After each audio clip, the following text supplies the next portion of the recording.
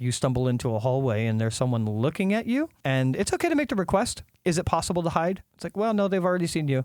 Okay, moving on. Yeah. But when it's like a demand or the request is made with the connotation of like, I'm going to be salty or I'm going to be upset if this doesn't work. And it's like, you're just making me uncomfortable because I'm not giving you what you want. But like, first of all, how is it fun to just succeed all the time? Second of all, when you make a request with that kind of connotation behind it, it's uncomfortable at the table because now I have to like either give in or make you upset.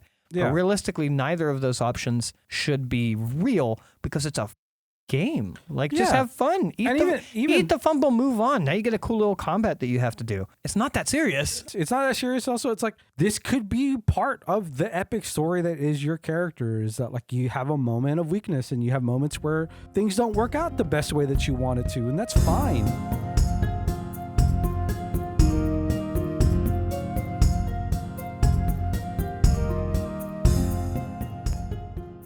Welcome to Take the Damage podcast by Unfortunate Ones. I'm Sav. I'm Nix. And I'm Graythorn. Today's topic is 12. 12 is overly persistent players. Okay.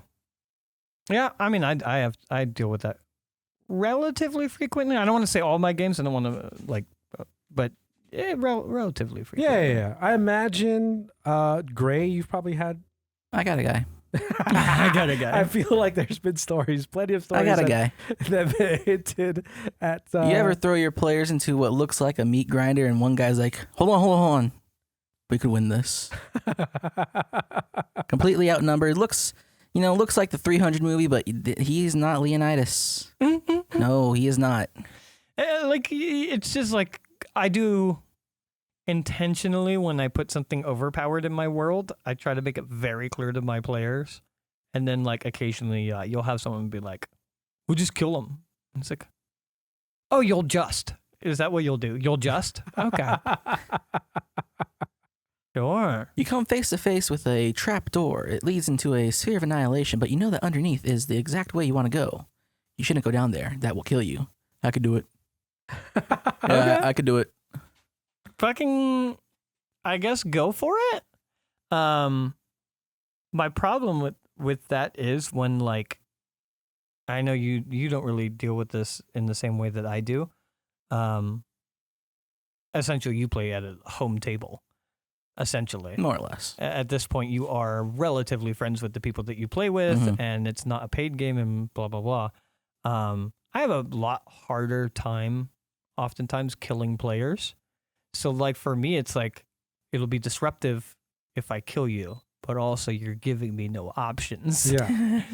Like your persistence is ridiculous. Oh my gosh, I had that like yesterday. I have a campaign where one of the players clearly just isn't interested in the narrative. And, I shouldn't say the narrative, the role-playing at all. Sure. 0% role-playing aspect. I think I kind of lost them a little bit in the last session because there was a lot of role-play. And the whole mission that they're on, it's kind of Westwards March. The whole mission that they're on is an espionage mission. And they're going into basically like a royal wedding, but this territory is not a part of the enemy's territories. This wedding is in hopes to solidify them as part of the enemy. The father, who is the leader of this territory, reached out to our military and was like, hey, help me. My daughter's being married off to join our families, and we don't want this to happen. We want our sovereignty. So can you guys help? And we will join your forces if you help us, type deal, right? So the game is you are attending a wedding, and there is a primary target being the groom that you have to take out because he is a commander of the opposing military. There is the daughter who you need to abscond with to save her from the enemy. Those are the two primary objectives, and then there's like 3 secondary objectives. It's kind of like a hitman mission. Yeah, it's like that one hitman mission in the bayou. in Bloodline. Yeah, kind of like that. Yeah. Very much. That's my favorite Hitman too. There's like 3 secondary targets, which I will reward the players for, but it makes no difference to their success of their mission necessarily. They're just secondary targets to eliminate. And they get to the wedding, and the wedding is being guarded heavily by the Elven military, the enemy military. And I paint the picture of it being like, yeah, there's like an entire pop-up military base that's been built next to this town. You're talking hundreds of soldiers at that base, and probably in the high tens walking around town, guarding town at the estate.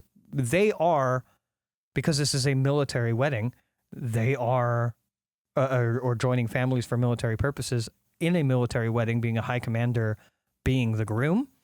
They are the people defending it. So it's like, oh, you are outnumbered like 300 to 1. Yeah. And they're like, I think I kind of lost them in the RP a little bit. And they're like, yeah, well, maybe we should just start shooting. And I'm like, I was like, look, you can try. You can try and just start pulling guns, and start shooting. You are crazy outnumbered. I'm telling you, above table. That if you want to, like the way I described it every time, I was like, if you guys want to make a last stand, I'm here for it. We could play it out. Last stand stories are awesome. Let's see how many elves you can kill. You know what I mean? But like I was wording it that way specifically to just not even give any umbrage to like, you can maybe do it. Like, no, you're getting wrecked here. Yeah. If you want to do a last stand and see what you can accomplish before dying, we could try it. But if you just start blasting in this scenario, this is espionage. And if you just start blasting in espionage, like, I'm going to TPK you. Like, don't get me wrong. I'm not going to force the TPK by any means. Sure. I will play it out. I'm telling you it will be a TPK. It'll either be a TPK or it'll be a fail. Because either it'll be a TPK or you will run away. Yeah. But there's almost no chance that you are going to succeed and get away. Yeah. Yeah, I mean, it's. I think sometimes, to give the benefit of the doubt, I think sometimes players get lost in like what they're actually being surrounded by. Yeah, like what their environment is. Yeah, and so like they kind of just want things to happen. Yeah. And so they're like, oh, I like, sorry, like they're not gonna say, like, I'm sorry, I wasn't paying attention for the last hour. Yeah, I'm just gonna start blasting. It's like, hey, you're in the middle of a ballroom. Yeah. Like you put I don't know if you remember this, but you put your armor away and you put your gun away. Like you have to go get your gun, come back to the ballroom and start blasting. Like, do you want to do this? Like, no, I'm sorry. Yeah, sure. It's like, what? Why are you sticking to the decision? Why are you so stuck on the decision based on? I pull out my Uzi. Yeah.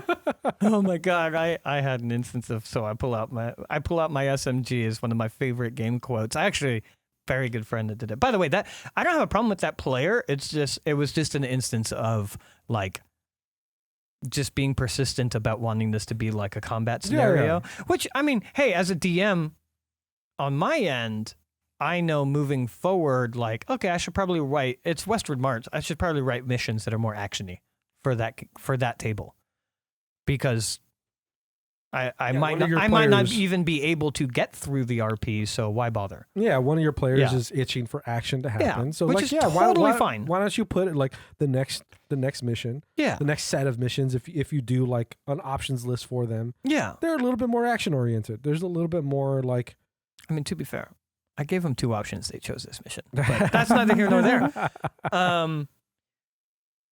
Yeah. When you were when the topic was brought up, you actually brought it in a way that I think makes more sense to the topic. But my original understanding, I was thinking about like players that like double down and triple down on something.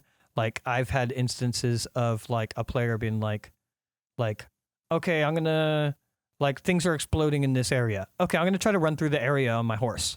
Okay. You try, make your saving throw. Oh, you failed. So you do get hit by one of the blasts. You're going to get blasted off of your horse. Can I make a save? For what? To try and like catch myself on the horse. And I was like, okay, I'll lend it to you. Okay, so you try to make a save and give me a dexterity saving throw. You rolled a 3. So you're getting blasted off the horse. You are now being thrown through the air, and you're going to land prone on the ground as, your horse is okay, but as you get thrown and hit the ground and kind of tumble and whatnot, it's like, oh, can I catch myself? I'm gonna make a dexterity saving throw to see if I land on my feet. And it's like, how many saving throws do you need to fail before you just accept that you've lost? You know what I mean? Yeah. Like, or that this particular moment yeah, is not going to be a heroic one.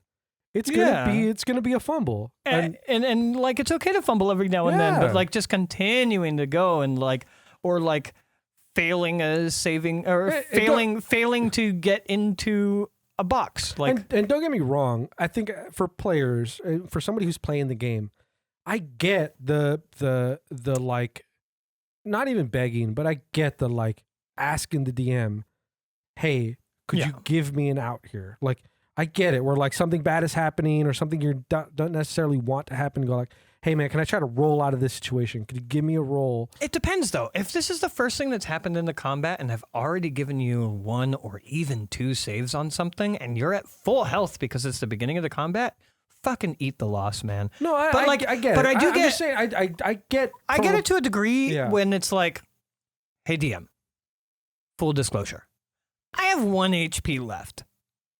Can I please try and break my fall with a roll? I will be prone at the end of it. Yeah. But just to not take the fall damage. Yeah. Otherwise, I'm already out. And it's like, all right, I'll give you 1 last saving throw to see if you can break your fall with the roll. Like, I get that. Yeah. But when it's like back to back to back to back, and it's like at some point you in that context, I do. Yeah, I do get it less. Where like I get like the first ask. 100%. Like we're like, oh, can I try to stay on the horse? Like 100%. The first ask, sure. But yeah, every single moment of the thing, be like, hey man, like. And it just gets to the point where it's like it starts making me uncomfortable. Where it's like, if I don't give this to you, you're gonna get salty at the table. Yeah. And it's like, but also you're bogging things down. Like, how many rolls on your turn do you want to have before we get to someone else's turn? You know what I mean? And then like, also just like, you lost, you failed, eat it. Yeah. It sucks. It happens though. It's a game. No. I landed flat on my face. Okay. I took the damage. Yeah. But can I make a saving throw to get back onto my feet without taking any movement? Can I? No, even if it's the first one that you asked me, because what you asked me made no sense to me. But no, like, okay, so as your example as the counter, like, yeah, because I actually encourage my players to do that. I love when my players request like a Hail Mary or something along those lines. Sure. Because the reality is that rules aren't rules, they're guidelines. Sure. And if you say something to me that makes sense or would otherwise be cool, if it makes sense to me, I get it. So it's like you're getting blown off your horse and it's like, hey, I get it. I'm getting blown off my horse. And if I fail, I fail. But I had something really cool planned. Can I try and take the brunt of this blast and hold on to my horse? All right. I think that's actually really neat. Give me a strength saving throw to see if you could grip on. You know what I mean? Yeah. And it's like, in that moment, I have so much going on in my head as a DM, I just wouldn't think about giving that saving throw necessarily. It doesn't have anything to do with me being against it. So you players pitching things that are otherwise neat, I think is a great thing, and I would absolutely give it to you. I just haven't thought about it. So asking for an opportunity, I think, is wonderful. No. But like, I got the kind of the sense of like where it starts feeling almost like a demand that your character is going to be okay after fucking up 1, 2, 3, 4 times, and it's like, dude, it's a D6 fall damage. Just take it. You have full health. It definitely goes into that like with that context. Yeah, it goes into like if you have like a party of like 3 or 4 people, and there's like an investigation check or something. Yeah, and it's like one person does it. And then the next person does it and they fail.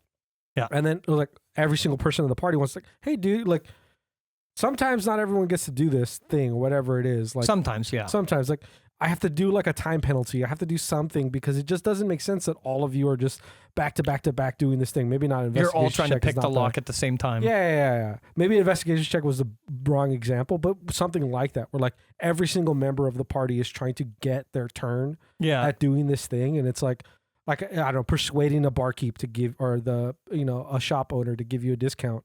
It's like you can't just have every single member try to get a good high charisma check.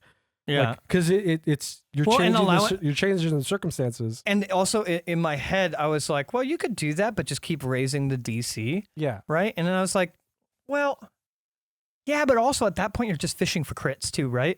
And so like, even if it's like the fourth fucking person to ask for this discount, like in my mind, the DC's gotten so high because the merchant is frustrated. Yeah. And then the last person fucking crits, and it's like, I guess you get it, because everybody wants crits to matter, and I agree with crits mattering, even though it's not rules as written. But it's like, yeah, but it's weird. It's weird that would work. It's weird that you could just have a line of people annoy a merchant into giving you a discount, and if that's possible, because this is a game based on dice, like at that point, like, and there's ways to shut it down, to be fair, where like the first person tries it, okay, then the second person goes to try it, and you raise the DC, and they fail, and then you have the merchants just like, look, this is the price, take it or leave it. Oh yeah, and it's like you escalate, you change the situation, and then you just don't even allow the persuasion check on the third one. It's like they don't look like they're even listening. It would be like, so like, it doesn't matter what you're saying. In the case of the lockpick, it would be like, the second person tries it and it breaks. So the third person tries it and it breaks, or the lock breaks, or the pick breaks and the pick is now inside the lock. Honestly, if you're investigating, it could be like the last person who did it, they stepped all over these tracks. And I'm so lenient with some of those things though, where like at this point, I guess as just a way of getting around that, because it also makes sense to me. Is like, I'll get to situations and I'll be like, yeah, everybody give me a perception check. Yeah, you could do a party that. Especially if you have a party that's like that. If you have a party where like everyone like is like tries to do things. It's and a you see can who wins, it. not does it happen type moment. You could essentially turn it back into a party roll where it's like, everybody roll. I'm gonna do an average. like we'll see. Yeah, I'll roll sub 10. You're like, well, you all fucking suck. One of my favorite leniencies, because everybody gets on, because it's so common to do like a party roll and then an average. One of my favorite things to scare players, and then they realize that I'm actually being really lenient, is they all try to do something, and it's like lifting something or something like that. And then I'll start it with like, hey, everybody give me a D20. And they're like, what? Why isn't it strength? Why isn't it athletics? I'm like, just give me a D20. And then everybody rolls, and I'm like, oh, that one's going to hurt you. All right. So that's like an average of 12. All right, now everybody give me your athletics modifiers. We're adding them all up. It's like, oh, the DM's being super lenient. Oh, we're rolling a 42 on this check. And my players get that way when I just say, hey, give me a D20, somebody. Anybody. Like, oh, what's happening? What's going on? I don't do anything with it. Or at least I don't tell them what I'm doing with it. That's fun. I do a lot of that. I do a lot of just sitting at the table, especially when players are RPing and whatnot. It's almost like a fun asshole thing to do when you're a DM, but when you're playing on VTTs, everybody hears it in their headphones. Or like, yeah, you roll the dice. I'm just be sitting there and I'm just like, everybody gets a die in their headphones right now. It's not for anything. It's just to make people shit their pants. Yeah, great thing to do to people on their toes is like you randomly just behind the screen, just roll a dice and go like nod your head or something. If you're seeing, or you go like, yeah. Mm. Oh, I love being like, oh shit. Ooh, That's something also when I do, when some people are really focused on trying to find the specific thing in the room when they're being overly persistent. Yeah. And like, yeah, you're doing what? Okay. All right. Yeah. Oh no, don't mind that dice. Don't mind that sound. That has nothing to do with you. Don't worry. Don't worry about it. Don't worry about it. You're investigating. Yeah. So you've been here for 20 minutes. You've made like 5 checks. Don't worry about it. Don't worry about it. I think there's I feel like I won't remember the events that well. Hopefully you guys could remind me of some aspects of it. But I think one of the memes that we have in our friend group came about because of Ace's persistence in an event where he was like split away from the party to go like hunt somebody, to go track somebody down, and he like tracked them down to a building, and then he went into like the basement, and he was trying to get into the basement, and like something happened where he tried to, then he was like, oh fuck, I gotta run. So he started running. And as he was running, he's like, hey, can I get a stealth check? And he was trying to check and he was getting spot, blah, blah. And then he found a tree. Yeah. And he ran up a tree and he's like, oh, can I do a stealth check in here at advantage? I was like, why, wait, why do you have advantage? What feature do you have that's advantage? It's like, oh, I'm a ranger. I'm a wood elf. I'm a wood elf. I was like, what? What? Like, yeah, I have advantage in trees. It's like, what the fuck are you talking about? What do you mean advantage in trees? I think it was one of the, I was like, let me look. Because he would quote this all the time. He would quote that like, oh, I'm a wood elf. Whenever on a bunch of different scenarios. I was like, so I think it was that moment. It was that moment. Where I looked at the definition. I think it was like I think he had done it before. I think like he had like shot someone with a crossbow or something before and we just gave it to him. Yeah. Because we're like, because it happens all the time at the table. I mean, there's so many different builds where someone's like, oh, I have advantage in this scenario. Yeah. And as a DM, you don't want to bog things down with every single feat. So you're like, oh, okay, you have a feat. Yeah, sure. Yeah, I guess you have that. Sure, roll advantage. And then like, yeah, that was the one where you're like, wait, why do you have advantage? Because I'm in a tree. What? I'm a wood elf. I have advantage in trees. Hold on. You know what's It made funny? that sequence worth it. Oh, dude, it was one of the things about Ace and his persistence to just do things. He just wants to go and do things. He wants to have hero moments. He wants to just shopping sprees. Shopping spree. That was a shopping spree entire session, by the way. That was one of the situations that solidifies when DMs go, I don't want to split the party. Yeah. Was that we had the party doing one thing, which took time, so we couldn't play it until these two characters did their own thing, and they spent half the mission investigating, and then Ace just lost track of it and started shopping. Yeah. I love Ace. He's a great guy. Oh, yeah. But also, yeah. there's some things. But I saw painting the same picture. I'm playing it seriously. I am Ace's character. I get into a situation. I start running away. The guy is beating me. I'm outmatched. Yeah. I try ducking down alleyways. I fail my stealth or whatever. The guy stays on my tail. And I go like, hey, I am a wood elf. I grew up in the woods. If you'll allow it, can I attempt to hide in a tree? And because I'm a wood elf, and as part of my backstory that I have given to you, would you please allow me to do that at advantage? Think if you phrased it like that, the DM might allow it. Might. Maybe. I think in that particular scenario, where I was placing him in the world, it still wouldn't make a lot of sense to me if he was like, that is definitely a much better approach. But if he was like, hey, as I'm running, do I see like a park or like whatever? Like if it was like an assortment of trees. Yeah. Not just like a tree. Like you go down to your city and the fucking sidewalk and there's one tree on this sidewalk and you decide to scurry up that tree. It's like, its branches are probably not that crazy and thick because it's a fucking city tree. Well, it's just like that scene from every fucking movie where like there's a chase scene and they go down an alleyway and it's a dead end alleyway and then the person's not in there and then the person chasing is like, well, I guess I'll go home. And then the camera pans up and they're like in the fucking fire escape or something like that. And it's like, why? If I ran into a fucking dead end alleyway and didn't see the person and there's no escape from here, the first thing I'm doing is looking up. Oh, to me, it's if there's a tree, for most, I'm gonna light the fucking tree on fire. For most of those, for that scenario specifically and stuff like it reminds me of like a modern like Ubisoft game where like your character's running and all of a sudden you go and sit down on a bench. There's kind of a shrub. And he kind of bends into the shrub, and then every person following him is like, where'd he go? Where is he? And then just kind of does their own things. Like, no, your body is clearly visible through the shrub. You're like, you're not. Far Cry does a cool thing with that where like you can get hidden again. And it is as cheesy as Ubisoft. But when you're doing like any of the strongholds or bases or whatever the fuck they're called, they do a cool thing where like there's just like an attribute of the stronghold where the moment they go on alert, they're on alert. Yeah. So like it makes it way harder to, you can get stealth again, but it's like the DC goes up. Yeah. It's harder to stealth because they're on alert. They're looking for you.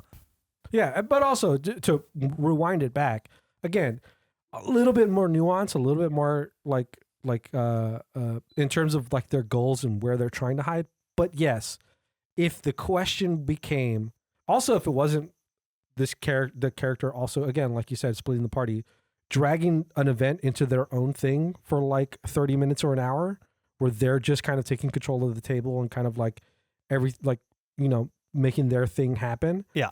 And but if they also, if they're like, hey, can I do this? And would you grant me, or like, could I get like a bonus or advantage on this roll? I can imagine it in the moment, it'd be a little bit more lenient versus just being like, hey, I get advantage, right? Cause I'm in a tree. I can actually think of, you've given that to me before where I climbed up, I was chasing someone in the same campaign and I decided to lose ground and climb up on a roof as they disappeared into a street that was busy with people. And I was like, hey, I'm going to climb onto the roof. My intentions are to climb onto the roof because now I'll have a bird's eye view of everything on the street. If that is how your street is laid out. Is that how your street's laid out? And you're like, yeah, you would, if you successfully climb up this building, you would. And I was like, okay, because I have a bird's eye view, do I have advantage on this check? And I think you gave it to me. Yeah, I think so. I think you gave it to me. It's the same instance when Fancy Pants had thunder stepped into the air to capture a flying creature. Oh, yeah. I do remember that, yeah. I went and chased one of the guys that ran away, and you gave it to me because, like, I chose to lose ground and stop chasing. Yeah. I went and got in a non-mechanical advantageous position to be able to make a perception check. And in that case, you did give it to me. And I think also, like, in my head, part of what was laying out that scenario, again, it's one of it is part luck, and another of it is just like how you present yourself. It's in my head, it was like I had a route that my character was going. Yeah. And I wasn't going to change that route based off of what you were doing as a player. Yeah. And you as a player, in my head, the character that's running away from you is just running away. They're trying to get to a specific destination, and there's a route that they're taking. Yeah. You decided, hey, I'm going to fall back, give way to the chase, and go up a roof. The character that's running away from you isn't necessarily looking behind them the entire time. Yeah. So they're not going to look behind and see that you're climbing to the roof. Well, also because you would be without line of sight. If they look back and they didn't see you, they wouldn't immediately think, oh, he's climbing the roof. No, they might think I lost him in the alleyway. Yeah, it's like, oh, maybe he's trying to do a shortcut. Maybe he's trying to cut and he thinks I'm going left when I'm actually going right. Yeah. It's like, oh, he's trying to cut me off. Wow, he blah, blah, blah. He doesn't understand. You just keep running. So you getting on the roof, it was a higher building. I think you rolled and you had a pretty good roll to get to the roof. Mm-hmm. And they're like, yeah, of course, you're on the roof. This guy's street level. Why wouldn't you be able to see somebody running through? Like beyond giving or you... be better at seeing. Be better at seeing it, but also like just in regular case in point, like if you were just on the roof, you were just looking at people walking on a regular city street, there's probably not many people that are running. Yeah, or fit that description. Or fit the description. Yeah. So it's like, yeah, I'd give you advantage in that situation because like you're looking for something very obvious. Well, also like hiding amongst the crowd, like Assassin's Creed style hiding amongst the crowd works very well when everything's on ground level because there's so many things obscuring your vision. But when it's top down, it's a game of Where's Waldo, and it's like, oh, it's the guy in the middle of the crowd that's wearing a red scarf. Yeah. Like even then, like I probably would have given you even disadvantage or a regular check if that's what the character was doing. Yeah. If the character all of a sudden stopped doing their running pace and was like, oh, I'm gonna start hiding in the crowd, and I'm gonna go whatever. It's like, but why would he make that decision? He's again in my mind as a DM, like that character is not aware that you're trying to get on a roof. The only things that would make it harder for you to spot the character is if I changed the decisions that my characters were doing in game based off of what my players were doing. Which is again another reason why you could return my request with for reasons I can't get into. Sure, I'm not going to give you advantage on this check. It is a good call. Yeah. But Yeah, if there was something like that, if there was Yeah. like, something that would have obscured that. sure. But that's again an example of like being persistent as a player, but in a way that's not disruptive and makes sense. And also, it's making a request because we've had other instances at our home table. I think that's I've the had them difference. Is there's a difference between persistence and requesting. and too many requests. Yeah, yeah. It's Yeah. yeah. Yeah, I had one that happened recently that I felt bad for telling the player no, where they were trying to use a feature to make it like it wasn't their turn, but they were trying to save another player type thing. But one, it didn't quite make sense to me. I may have allowed it under other circumstances, but also like the player they were trying to save critically succeeded already.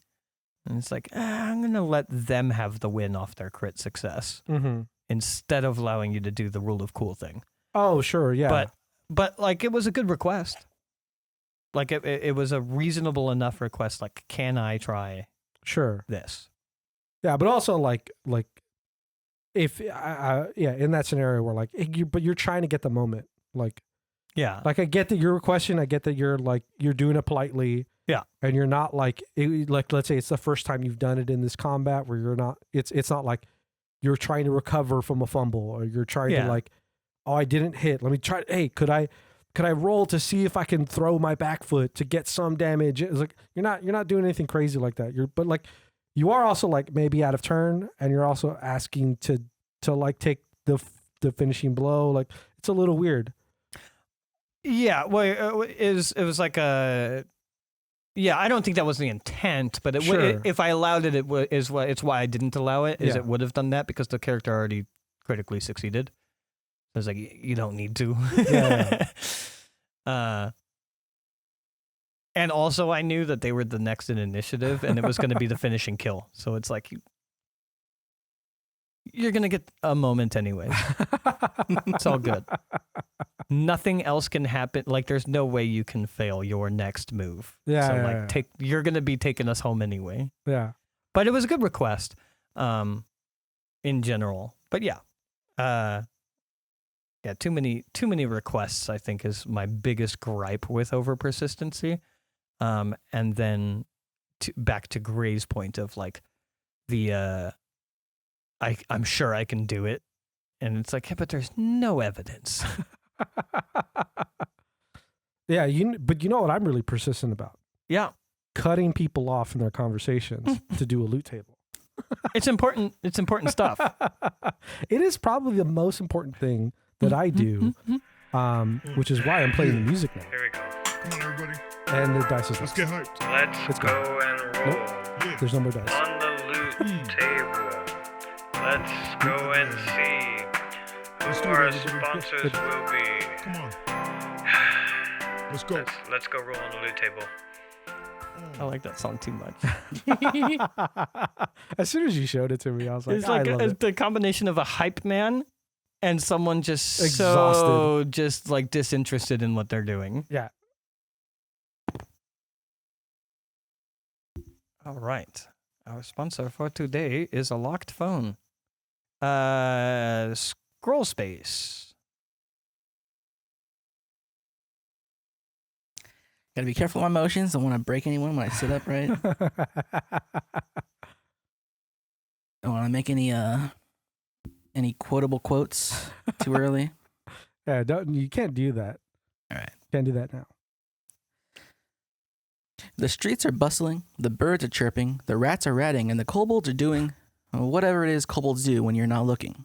And you're sitting around in your little corner of the city, waiting for someone who is in need of a strong, intelligent, and cunning adventurer to help deal with those previously mentioned kobolds rooting around their chicken coops. But here's the problem. You're new in town, and well, nobody knows you. I don't know you. Nix don't know you. Sov don't know you. The barkeep whose name you've never asked keeps calling you George, even though you introduce yourself as Orcus the Kingslayer. And that farmer who can really use your help is already getting help from that portly fellow whom everyone is happy to see as soon as he walks into your local bar. Yep, Norm. Good old Norm. So how do you get your face out there? How do you make yourself a tavern-held name? You do that by getting into Scroll Space. Scroll Space is the premier website builder brought to you by enterprising wizards who strive to empower rogue, warrior, and sorcerers alike. With Scroll Space, you can bring your digital kingdom to life and bestow upon you a powerful aura recognized throughout all the land. Selling a strong back and a sharp sword? There's a Scroll Space for you. Looking to serenade some ears with tales of valor and glory? Scroll Space has got your back. Retired from the adventuring life and need to put your bakery on the map? Well then, Scroll Space has the tools for you to make your fantasy a reality by providing you with the platform you need to bring your business to life. A master without a dungeon is just a nerd, and a dragon without a lair is merely a big lizard. So why be a pauper when Scroll Space can make you the king of your domain? I feel like what kobolds are doing when we're not looking is exactly what kobolds are doing when we are looking. Yeah. I don't think kobolds change. I will say, as much as Scroll Space is a great tool and I appreciate their sponsorship, I am a much bigger fan of what we use at Unfortunate One, which is D4 Wall. Oh my God. It's just because it also has the merch attached to it. You know what I mean? I mean, part of the problem is We're not sponsored by D4 Wall. That's the problem. Well, we're not sponsored by D4 Wall either. But it's also that like we're running on copper here, and you know, like one of the things about Scroll Space's service is it's a little bit more than copper. D4 Wall is practically free. Yeah. So you know it's going to provide the services it provides. They're not going to be the best, but they're going to be there. Yeah. Scroll Space, top of the notch. You know, top class services. You want to be known as Norm is. You want to be. You want to get your name out there. You really want to make sure that your space is cultivated and looks nice and looks great, very presentable. Scroll Space is going to do it for you. Oh, absolutely. Yeah. Well, I mean, I don't know because I've only had a few ales with them, but I'm pretty sure Norm uses Scroll Space. Oh yeah. Whereas nobody knows Sov Why do you think Nix everyone and- knows his name? Nobody knows Sov Nix and Gray because we use D4 Wall. But you know, one day, either D4 Wall will sponsor us, or we will have enough gold in our pouch to be able to afford Scroll Space. I mean, right now, again, there are ad for the show, but it's all about put through. Like, we don't get paid unless you click the link and you sign up with Scroll Space. So, like, that's the funny irony of it is as soon as we start getting paid by Scroll Space, then we'll start using Scroll Space. You know? I think one of my favorite lines was the rats ratting. Rats ratting. Yeah, that was a good one. That's what they do. That was nice. That was fun. Love it. Persistent players. I think I don't know I don't know how in depth we talked about it before, but we also you reminded me, and Gray reminded me a little bit of it, where like this would still in my mind follow under the persistent thing, is when somebody is like gets themselves in a scenario where they are requesting things that don't make sense because they've like. Oh, yeah. Well, I think this was our Rule of Cool episode, which was like the last one of Lost Tapes, by the way. Remember all the good jokes in that session? No. And that good conversation is hating on Rule of Cool, which is like a beloved thing within the community that we exist. I remember. Yeah. That's like tail end Lost Tapes, by the way. That doesn't exist. No one knows that we made those great jokes. But yeah, we did talk about like players wanting to do like cool things and Yeah. If no, that was roleplay versus logic. Roleplay versus which I think actually is in our roleplay. actual tapes. Yeah. Whatever you want to refer to our actually released show. Yeah. Actual tapes. It's the what's, Real tapes. What's on the YouTube tapes? Released tapes. The release tapes. Roleplay versus logic, when people start asking for things that just don't make sense, and it's like, you know, I'd love to lend it to you. I'd love to Rule of Cool this, but no. Yeah. And I as far as persistent players, I feel like that to me that falls under that. Like it Well, starts becoming silly. I think it starts dragging into silliness and goofiness because they really want the thing that they're trying to do to work, so they start asking for obscure things. Yeah. You're running down the hallway that is 3 feet by 8 feet tall. Yeah. 3 feet wide, and there's a guard at the end of it, and you're like, oh, I want to stealth. It's Yeah. like no, dude. Like They're looking at you. Yeah. Well, no. So like, or to double down, it's like there's a guard looking away from you. You try and stealth, but you make too much noise as this is a like glass floor, and you're wearing what are they called, the shoes? Sabatons. Sabaton. You're wearing Sabatons on the glass floor. So you try and stealth your way up to this guard and take him out, but instead he turns around and looks at you because you failed your stealth check, and it's like, oh, I want to make another stealth check. It's like, no, you've been caught. You've already been caught, friend. But even in the original scenario of like they turned down a hallway that they shouldn't turn down with no checks being made. They decided to turn down this hallway that they shouldn't have turned down. Maybe there were hints, maybe there were clues, maybe there weren't. Doesn't matter. They're here. Someone is looking at them, and it's like, oh, I'd like to hide. And it's like they're looking at you. Yeah. That part's over. Well, you've put yourself in this scenario. This is you're here now. Yeah. But my stealth is a 25. There wasn't persistence behind it per se, but just that reminds me of like Ace using all of his action economy to kick down a cabin door and bust in, and then Yeah. as soon as he gets in, I'm like, all right, make me a perception check. And he's like, why? And I was like, because they're hiding in here. You notice how they haven't been returning fire for like a minute of combat? Yeah. They're hiding in here. Yeah. You don't just get to kick down the door and know where everybody is. Also, it's their turn. There wasn't really persistence there, but yeah, just like a similar thing of like you turn down the hallway, someone's looking at you, and then your request is to hide because you don't want this to be a fumble. And it's like, I get that you don't want it to be a fumble, but eat the fumble. It's already a fumble. Yeah. They're looking at you. Like, can I hide? And it's like, well, no, because that doesn't make any sense. Like, Yeah. you could retreat. Maybe it's still your turn and you want to like dip back into the hole that you were previously in. I wonder how many times like that those two reasons fall under the category of somebody just like continually trying to get their way out of a scenario or like into a scenario is like, one, trying to have a hero moment, or two, not eating the fumble.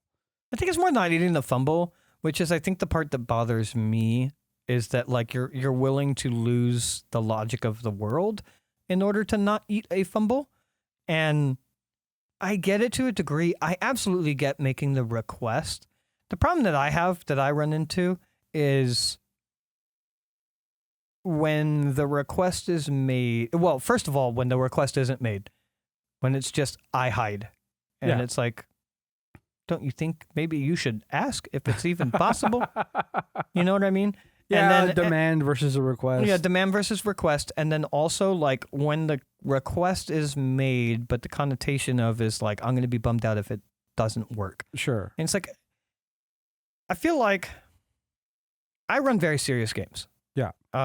Very dramatic, very serious games where I want people to be emotionally invested. We have serious moments. We have long, drawn out, slow pattern speaking moments, villain monologues and things like that. I do all of that. I want it to be serious.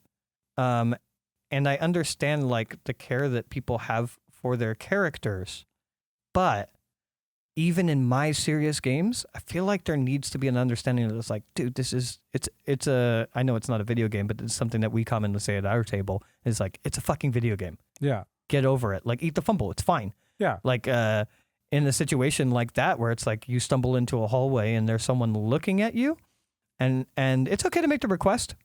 Is it possible to hide? It's like, well, no, they've already seen you. Okay, moving on.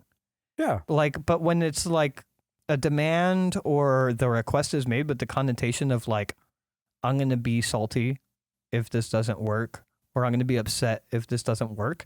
And it's like, why are you, like, you're just making me uncomfortable because I'm not giving you what you want. But like, why do you, first of all, it's not, how is it fun to just succeed all the time? Second of all, like when you make a request with that kind of connotation behind it, it's it's uncomfortable at the table because now I have to like either give in or make you upset. Yeah. But realistically, neither of those options should be real because it's a fucking game. Like, just Yeah. have fun. Eat the fumble, move on. Now you get a cool little combat that you have to do. Yeah. And like, even then, it's like it's not that serious. it's not that serious. It's not that serious. Also, it's like this could be part of the epic story that is your character. Is that like you have a moment of weakness and you have moments where things don't work out the best way that you want it to, and that's fine. Holy shit. I just realized I have the polar opposite example of a good example. And it's right off the back of what you just said. I've been in this hallway before. In a one shot, I had a lot of absent players, but I offered to the one that was ready that we would run a one shot. So we did a one shot within her backstory. Sure. And we ended up in a hallway, much like the one we are describing. And I believe they tried and stealth. Oh no, they succeeded the stealth and they actually killed the guard.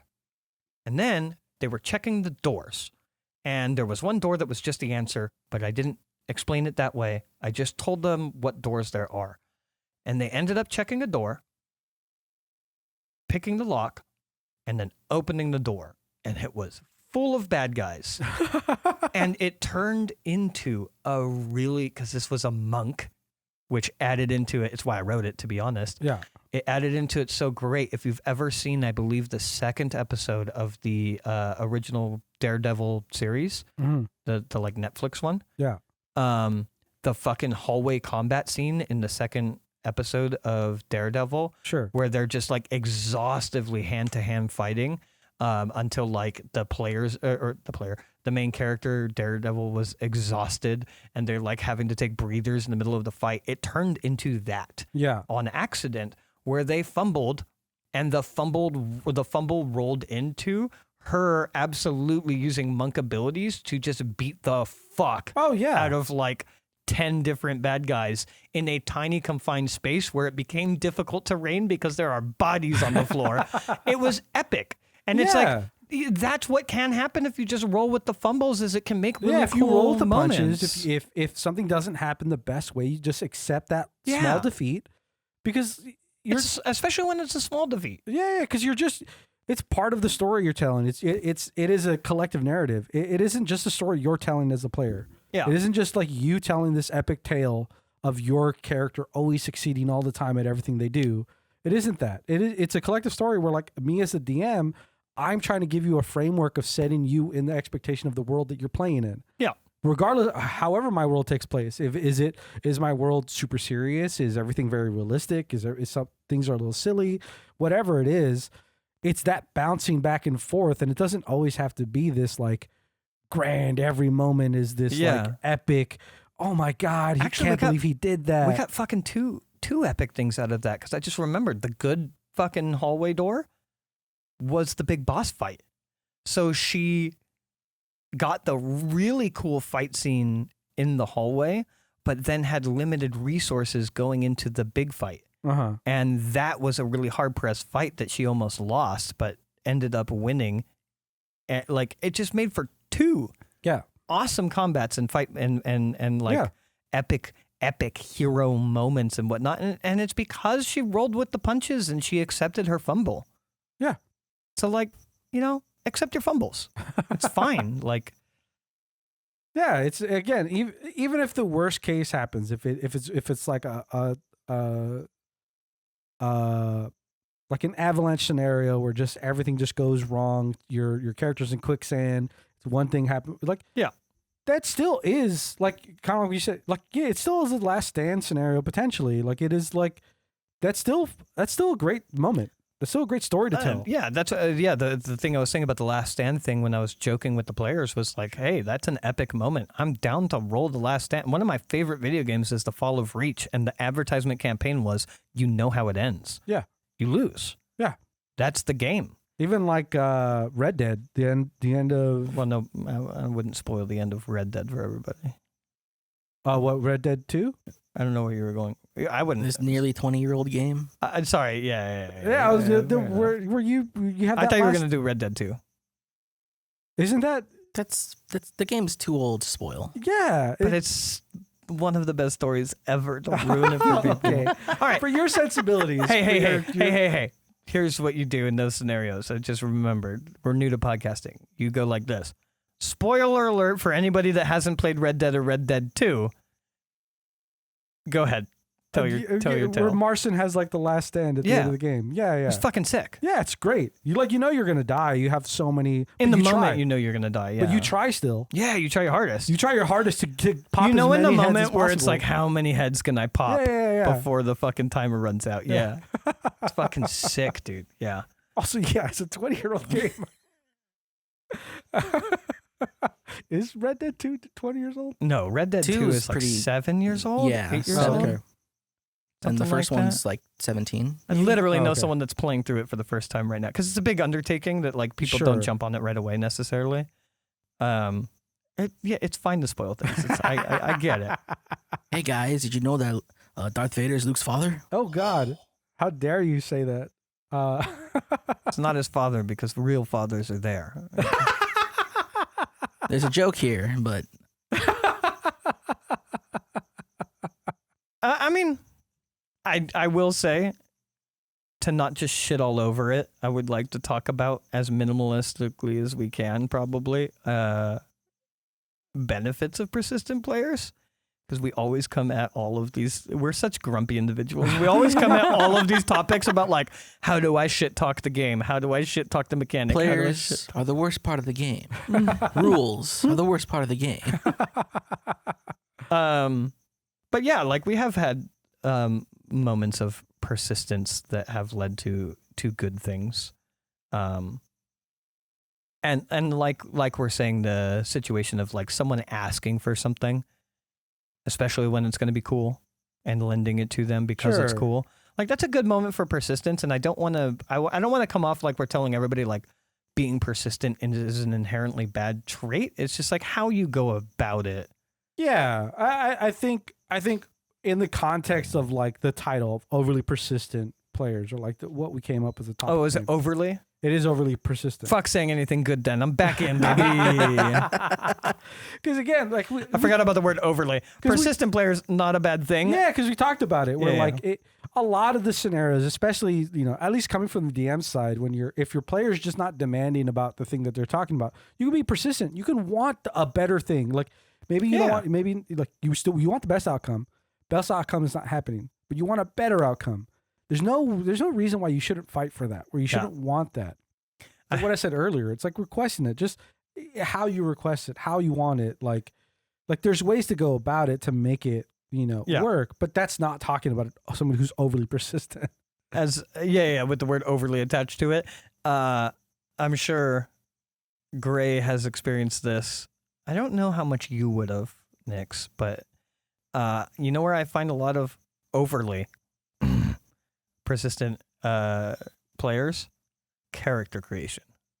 When you're like, hey, I'm not allowing this thing in character creation. I don't want flying characters, or I don't want Somehow some random ass rule book that you've never seen, source book that you've never seen before, and like 5 other broke ass spells make it into a character sheet. It's like a PDF of crayon writing, and they're like, I want to play this class, and it's like, honestly, like I'm willing to look at it, and I am willing to look at it, and then I review it, and I'm like, this is broken. I think this subclass should have this bonus and this bonus and this bonus. Yeah, it's also almost always like additive. Mhm. It's never instead of, it's never replacing, it's never an alternative thing. It's always like, I also think they should have these 3 feats. Yeah. And it's like, okay, but like, that's imbalanced. You know what I mean? So I ran out of proficiencies, but I still can't read. Yeah. Where'd you grow up? On a farm. That seems fair. Yeah. Yeah, it's just like I run into that sometimes. I wouldn't even say necessarily too often, where like I will lay the ground rules for character creation, which I'm generally pretty laxed about. Like I don't care the way I look back at like Realm Watchers. Like I don't care about multi-classing requirements. If you want to be a weak little barbarian, be a weak little barbarian. I don't care.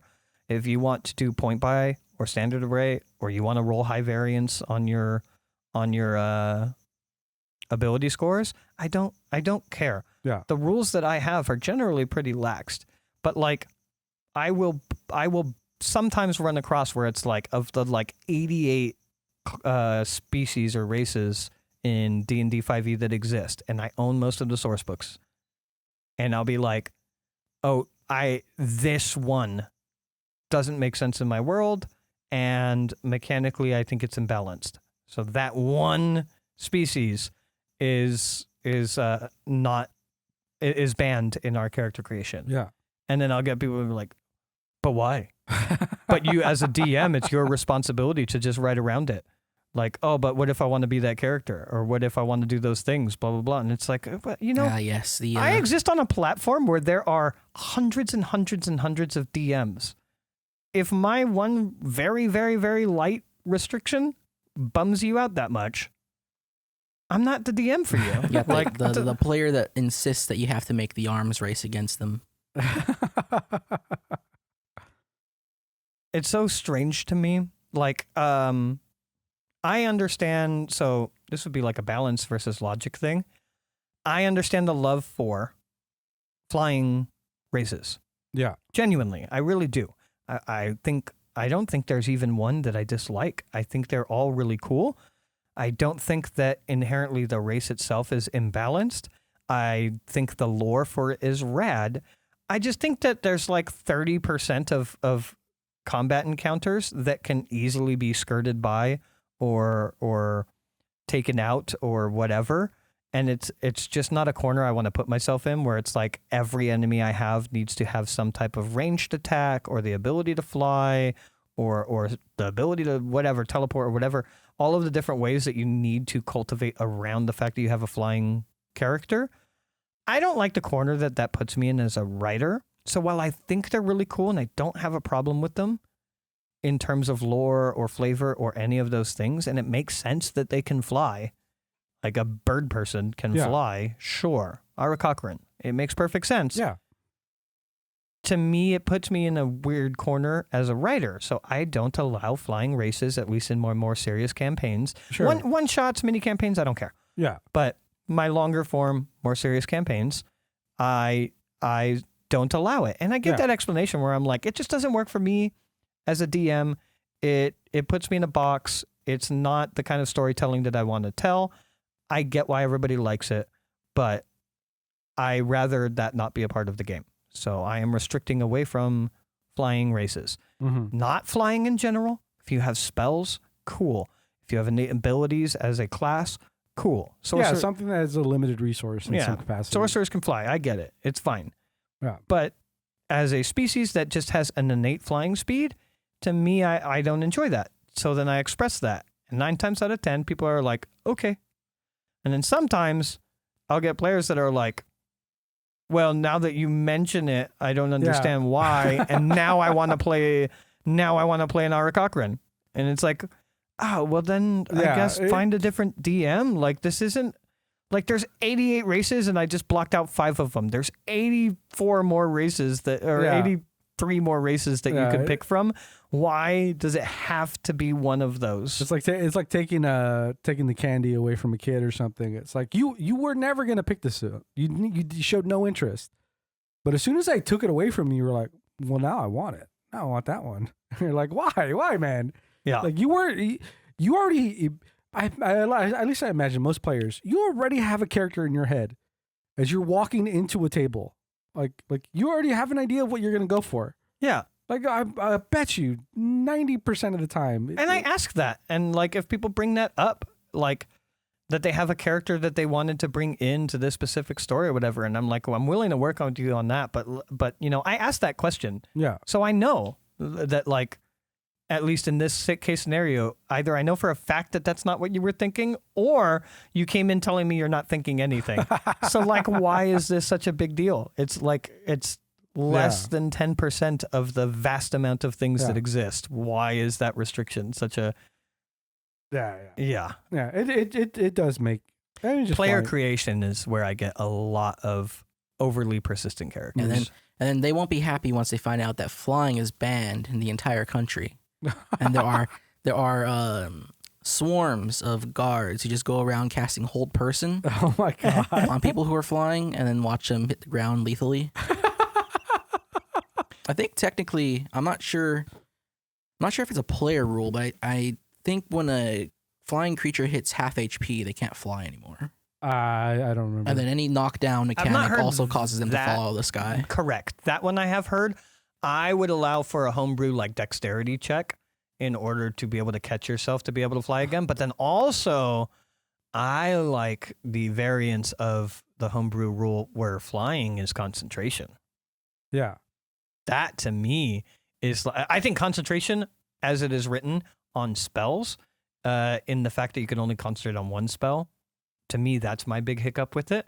I think concentration is a terrible mechanic for that, but I love concentration for flying mechanics because, like, yeah, you're flying and then you get hit by a fucking wall for your, like, little puny level 1 character. And it's like, yeah, you get dropped from the sky, motherfucker. Also, instead of like a cavalcade of wizards in your world holding down people from flying, the country is just release wave after wave of like griffins and hippogriffs and like wyverns, so that like anybody who does fly gets bombarded by animals. It's some fucking Caligula of some kingdom was just like, no, sir, I don't like flying. Get rid of it. Send the hippogriffs. Love it. I just like flying specifically doesn't matter, but yeah, like I have such a limited restrictions on character creation in general that it does irk me a little bit when players are overly like, but I want it. Yeah. And it's like, first and foremost, it's fine that you want it. There are other DMs that don't give a shit and will let you do whatever you want.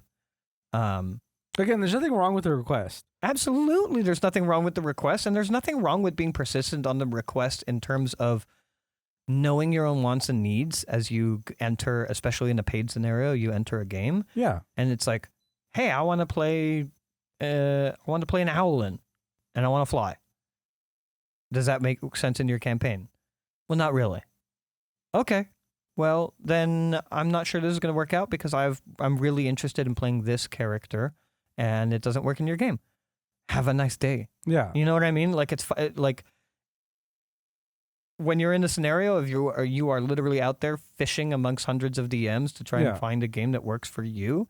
If the game doesn't work for you, it's a bad fit. Yeah. So like, but like, don't make that my problem if I don't like as an example, I've run into this one a lot where people really want me to play with 2024 rules. I don't have anything against 2024. My reason for not allowing it, and it's not just an immediate no either, is one, I don't know the rules of 2024 because I haven't read it. Yeah. It's just not, I'm running 2014.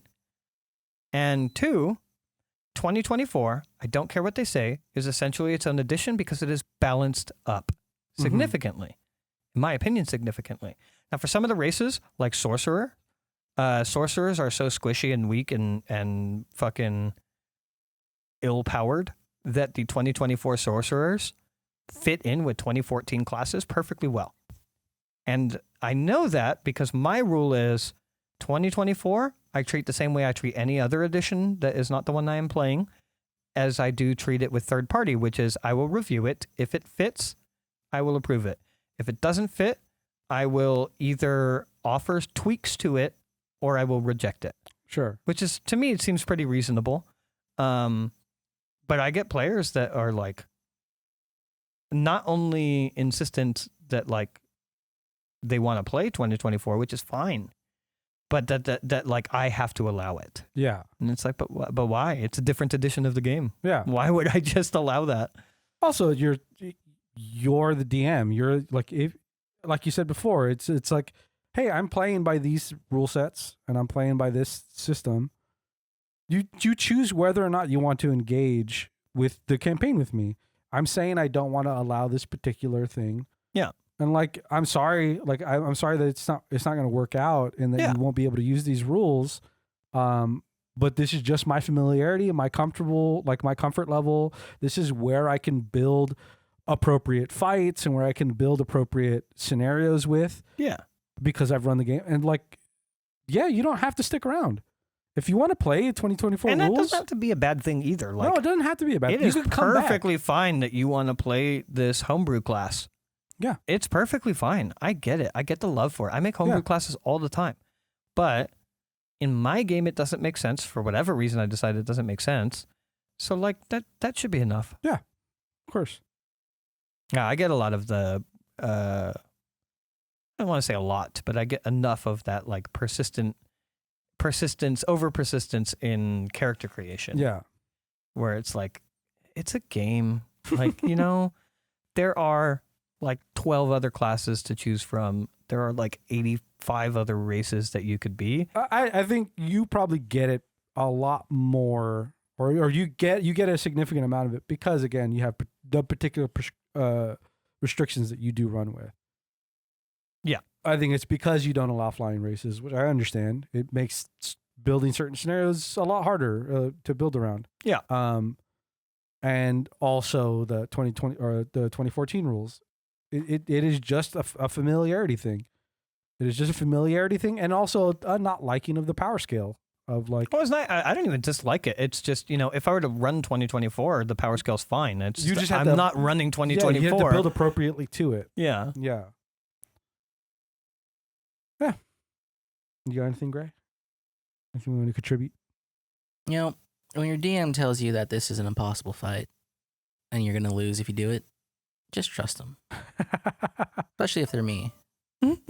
Just trust me. I don't trust you when you don't tell me and like it's a rabbit and then I come across a rabbit and I know I'm in your world. Like that is true. if you give me any signs of like, hey, roll me a perception check. Okay. You notice that there's a rabbit on the side of the road. In my mind, immediately, I'm like, this is a fight I can't win. I need to run away from this rabbit. The rabbit is the most deadly creature. And What is the don't rabbit trust doing? the rabbit. It's eating grass. I don't like that. I don't like at it. all. It's just sitting there doing rabbit things. It stands up and looks at you. Wait! It looks at me. No! Get away from this thing. No, run. I want a Nyx animation. I want a Nyx animation of a player party. So there's no context of this. A player party walking down a trail and one of them being like, whoa, everybody stop. What's that rabbit doing? And it just snaps to the rabbit and it's just like, just chewing on some grass. And it snaps back to the party and it's like, it's just a rabbit. It's like, yeah, but look at it eat. I don't know. No, I'm sure it's fine. It's fine. Oh, it is just a rabbit. Wait, who's God again? Oh, it's Hybara? It's Gray? Let's wide berth this rabbit. I think at the end of it too, as the players are walking around, go from the perspective of the rabbit, and it's just that like, it's like ominous, like, but it's still just chewing grass. It's still just chewing grass, but it's looking at. You hear like the demonic chanting. Yeah. Oh, so It's like, oh my god. honey. Yeah. That one. Player party steps too close and that one doom monologue kicks in. The rabbit peels from its own flesh, and this fucking cacophony of fucking fingers and hands reach out to the players. Just, oh my god!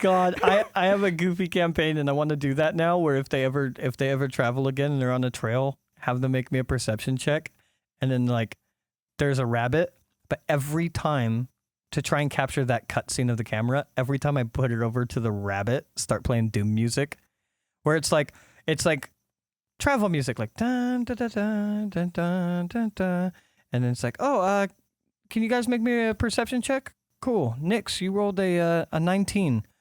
You notice on the side of the road, immediately change the music. Dun, dun, dun, dun, dun, dun, dun. There's a rabbit on the side of the road. It's chewing grass in a very rhythmic pattern. You know what I As you are watching this rabbit, it turns and looks at you with an innocent, neutral face as it continues in dun, dun, dun, dun, dun, dun, dun, dun, dun, dun, and then snap back to the characters. Dun, dun, dun, dun, dun, dun, dun, dun. So, Nyx, what are you doing? Well, what's the rabbit doing? What does it look like? And then switch back. And it's like, it is a white furred rabbit with stripes, black stripes down its tail, whatever, blah, blah. It's chewing the grass as it now stares at you, unbreaking in its chewing. And then snap back to them. So what do you want to do? I was thinking too of like a different way to play the scenario is like, again, cutting back to the viewpoint of the rabbit. Yeah. It is the actual view, like from the rabbit eyes. So like maybe you see like the hands in the background or like in the foreground putting like a piece of grass. So it gives you the clue and the camera's low. But instead of doing all the ominous music, it's just it's just heavy breathing and really low in the background. It's like la la la. And then even lower in the background, it's like somebody screaming. It's like, what the fuck is this rabbit? What the fuck is this rabbit? If I do that, these NPCs that give us another topic: overly cautious players. yes, I'll put it on the list. yes, overly cautious players. Ooh boy, insight check literally every single person they find. I love the idea of like if that happens and they decide to kill the rabbit, it has 1 HP and they kill it, and then you pause all of the music and you're like, it's dead. You killed it. And then play the Doom music again as another giant creature launches out from the fucking woods, and it's like a big like spider rabbit creature that's like size large and the guinea pig episode of South Park. yes. Or they kill it and it's laying there dead, mundane, nothing. And then it starts like fucking twitching and its bones start cracking and it just morphs into a larger undead creature. Or they kill it, whatever's laying there dead. And then there's just like a small child that runs out. No! No, that would be the second time I bring it up. The first time it's like that whole thing. Rabbit, kill it before it kills us. Yeah, kill it before it kills us, and then they kill it, and then a little kid runs out of the forest. Fluffy, Fluffy. Or no, it doesn't even run out. You just hear the little kid's voice. Yeah. Fluffy. In this moment, you notice this rabbit is wearing a collar. The rabbit drops something. Do you loot? It's a name tag. Fluffy. That was good. Pretty good. Pretty big detract from the topic. I think we've relatively rinsed the topic. Yeah. I was just trying to think, right? Nope. All right. Well, thank you for listening to another session of Unfortunate Ones.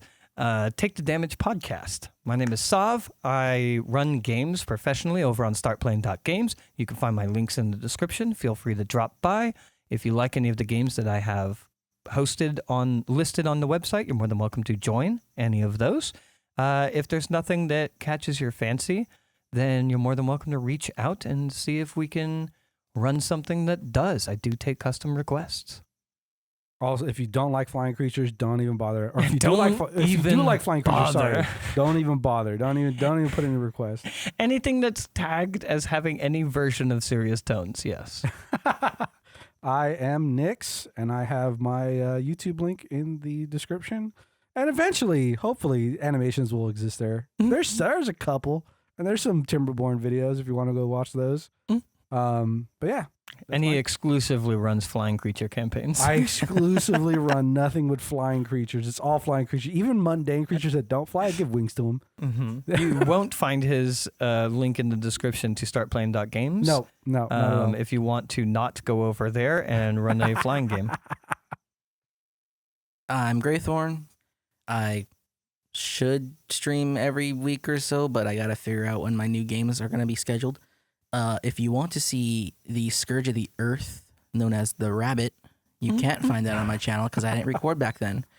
However, you can see my players be the rabbits on the Eastern Legion campaign, but don't watch it. It's really rough.